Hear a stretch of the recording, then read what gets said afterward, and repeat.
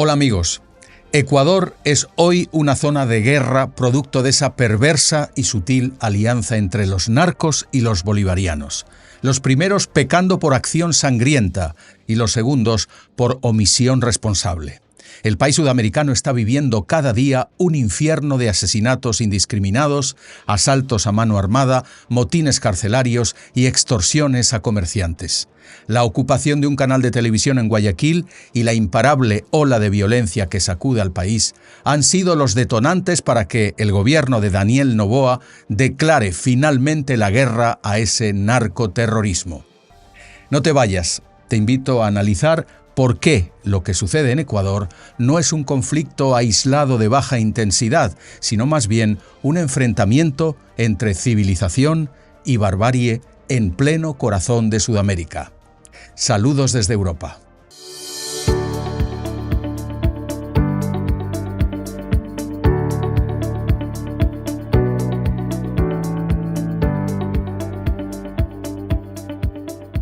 Como pasó en Colombia en los años 80 y en México en los 90, Ecuador es ahora el epicentro de una guerra contra el narcoterrorismo en la que los ciudadanos ecuatorianos son víctimas cada día. Ecuador abre el año con un triste título, el de ser el país más violento de Iberoamérica al registrar más de 42 homicidios por cada 100.000 habitantes. Es decir, una persona cae asesinada cada 70 minutos, o lo que es lo mismo, 21 personas cada 24 horas. En algunos barrios de Guayaquil, Esmeraldas o Manta, la estadística es pavorosa, superando los 1.000 asesinatos por cada 100.000 habitantes. A ellos se unen extorsiones o vacunas a comercios, robos y asaltos de todo tipo. La cultura de la violencia se abre paso en un país que era isla de paz en Sudamérica. Por eso el presidente de Ecuador, Daniel Noboa, tiene que aceptar esa oferta de Estados Unidos de asistencia, también la que viene de Argentina o de El Salvador. Porque Ecuador, con sus propios medios, no será capaz de vencer a esa hidra del narcotráfico y sus ramificaciones políticas y económicas. La guerra que Noboa ha declarado contra el narcoterrorismo no es un choque armado convencional, un combate policial contra un movimiento terrorista como la ETA o una mafia como la Cosa Nostra. Tampoco se trata de una persecución y derribo de pandillas como las maras salvadoreñas. En el caso de Ecuador, las fuerzas de seguridad tienen que luchar en 22 frentes, que son las 22 bandas armadas y financiadas por los grandes cárteles de la droga. Bien está que desde hoy las fuerzas del orden tengan licencia para matar, sin tener que sufrir represalias legales. Bien está que Noboa contemple incluso la amnistía y el indulto para los militares que hayan eliminado a los delincuentes que amedrentan el país. Y bravo a su decisión de que los jueces garantistas que ayuden o protejan a los miembros del crimen organizado sean considerados parte de la red de terrorismo. El presidente Noboa sabe que el pueblo ecuatoriano arropa y anima a sus militares para que libren desde ya una guerra sin cuartel contra las mafias. Pero todas esas son condiciones necesarias, aunque no suficientes, para acabar con la lacra de la violencia en Ecuador, porque los cuerpos de seguridad requieren armas y municiones en cantidad y calidad, pero sobre todo inteligencia. Por eso, Daniel Noboa no debe dudar en abrir las puertas a cuerpos de élite extranjeros para que apoyen a las Fuerzas Armadas en tácticas de guerra antiterrorista. Debe admitir el ingreso de aviones espía y dar vía libre para que patrullen la costa del Ecuador. La violencia de las bandas se ha extendido como mancha de aceite por el país. Primero castigando a las zonas costeras que exportan la droga, luego en barriadas marginales donde se ajustan a balazos las cuentas y las rivalidades. Después en las cárceles del país convertidas en cuartelillos privados de las mafias. Pues bien, desde este mes de enero la delincuencia armada ha sembrado el terror en lugares tan dispares pero tan cercanos para la ciudadanía como un canal de televisión, un hospital, un centro comercial, una universidad y hasta una escuela. Tiroteos, robos y saqueos, toma de rehenes y asesinatos en prisiones y calles han sido la respuesta de las bandas al plan del gobierno de trasladar a los reos a cárceles de máxima seguridad al estilo Bukele. La fuga de 2 grandes capos de las prisiones, en connivencia con los funcionarios que las gestionaban, ha puesto al país en estado de máxima alerta. El caso es que las mafias ligadas al narcotráfico se enseñorean del país, tras crecer en miembros, dinero, armas y sobre todo poder político. Saben y demuestran que tienen al Estado ecuatoriano en jaque. Sucesivos gobiernos han sido incapaces de combatirlas y más bien las bandas se han hecho fuertes incluso dentro de parcelas estratégicas del Estado ecuatoriano, al haber infiltrado y comprado a jueces, policías, generales y políticos. El cáncer que se ha alojado en el Estado ecuatoriano ya hace metástasis.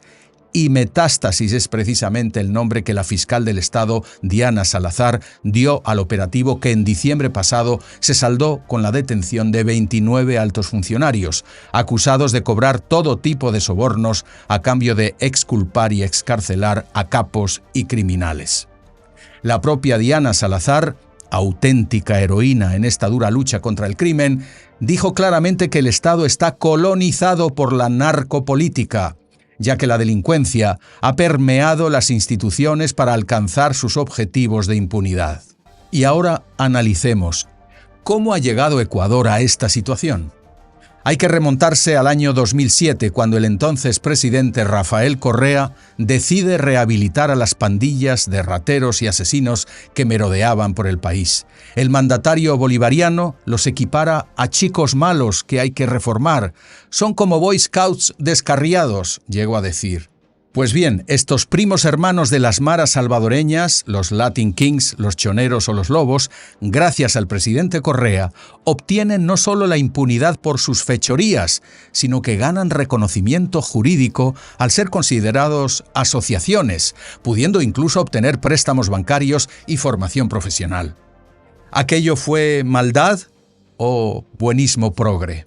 Nunca lo sabremos, pero el caso es que Correa, al igual que Maduro, Petro, AMLO y toda esa galería de políticos del Grupo de Puebla están convencidos que el narcotráfico es un mal menor que afecta a la burguesía capitalista del norte y por lo tanto se debe aprovechar políticamente porque además es un arma revolucionaria contra el imperialismo de Estados Unidos.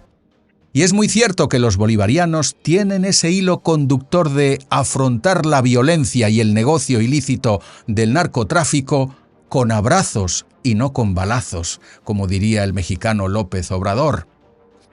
En fin, regresando a Ecuador, las pandillas tomaron desde Rafael Correa un rumbo siniestro cuando el cártel de Sinaloa y sus aliados albaneses se fijaron en Ecuador, en sus puertos abiertos, en su dolarización y en su sistema bancario. Los despiadados narcos mexicanos aprovecharon también esa política anti-yanqui de Correa, que decidió expulsar de la base aérea de Manta a los técnicos estadounidenses y sus aviones espía que se ocupaban de detectar las rutas de la droga y ubicar a las bandas. Como resultado, las bandas fueron colonizando la costa ecuatoriana, sus puertos y ensenadas, mientras operaban también desde centenares de aeródromos reales e improvisados. La cocaína producida en Colombia, Perú y Bolivia llegaba sin mayor problema al Ecuador y desde ahí se distribuía al norte por mar y por aire. Todo ello ante unas fuerzas del orden desarmadas y desmotivadas.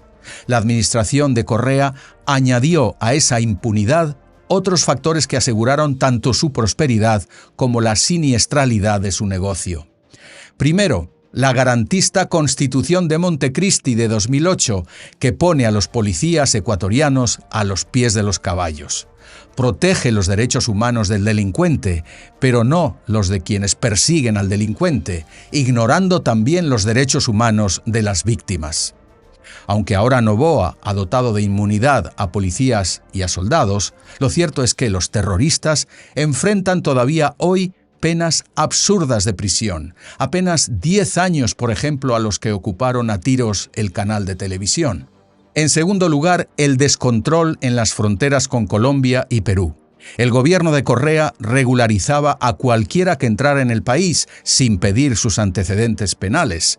Ingresaron así capos colombianos y expertos mexicanos en el negocio ilícito, pero también miembros de mortíferas bandas como la venezolana Tren de Aragua, especializada en sicariato y extorsiones, llamadas vacunas en Ecuador. En definitiva, Ecuador perdió, bajo el mandato de Correa, el control de sus fronteras, una situación ideal para que la cocaína producida en zonas como el Chocó colombiano transitaran sin inconvenientes hacia los puertos ecuatorianos. Y mientras esto pasaba, el dinero del narcotráfico se reciclaba en el dolarizado sistema financiero del país, al tiempo que políticos, jueces y militares, y hasta periodistas, se encargaban de que no se entorpeciera ese negocio y que toda detención terminara con el reo exculpado y liberado. Las mafias fueron proliferando hasta el punto de que sus capos llegaron a codearse y hasta compartir jacuzzi en Miami con políticos y funcionarios precisamente del partido y entorno de Rafael Correa. Sí, amigos, estamos ante una perversa alianza entre bolivarianos y narcos. Las evidencias sobran, como ha demostrado la fiscal Diana Salazar y antes el candidato presidencial Fernando Villavicencio, que pagó con su vida, asesinado por sicarios en circunstancias no aclaradas, tras exponer y denunciar esos nexos entre el correísmo bolivariano y el narcotráfico internacional.